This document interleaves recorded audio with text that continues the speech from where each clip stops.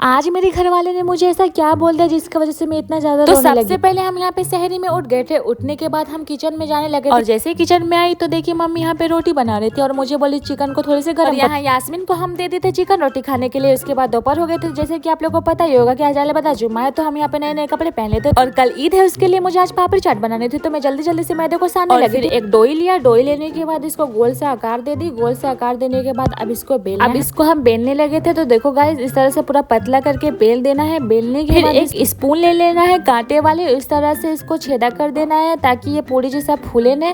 तो देखो गाइस उसके बाद मैंने तेल वाले एक ढक्कन ले ली थी। उसके बाद इस तरह से गोल गोल में करने लगी थी और बहुत ही अच्छे तरीके से ये पापड़ी चाट बन के रेडी हो जाएंगे। तो मैंने सारे को एक एक करके प्लेट में डालने लगी थी। प्लेट में डालने के बाद कुछ इस तरह से इतने सारे हो चुके थे।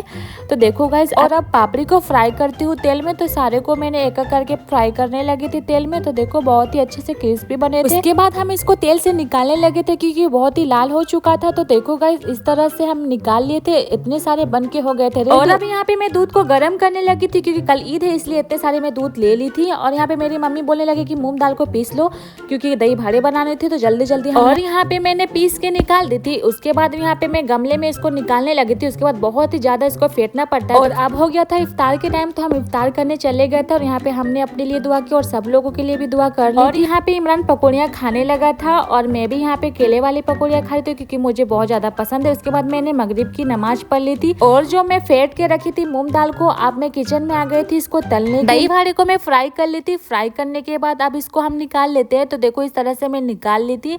उसके बाद अब हम इसको पानी में डाल देते हैं क्योंकि अच्छे से फूल जाएंगे। और यहाँ पे मेरी बड़ी मम्मी की बेटी लोग आ चुकी थी मेहंदी लगाने के लिए। तो सबको मेहंदी लगा रहे थे और भी बहुत सारे बच्ची बगल से आई थी। मैं सब लोगों को मेहंदी लगाई। आप लोग वीडियो को लाइक करके चैनल को सब्सक्राइब कर दो।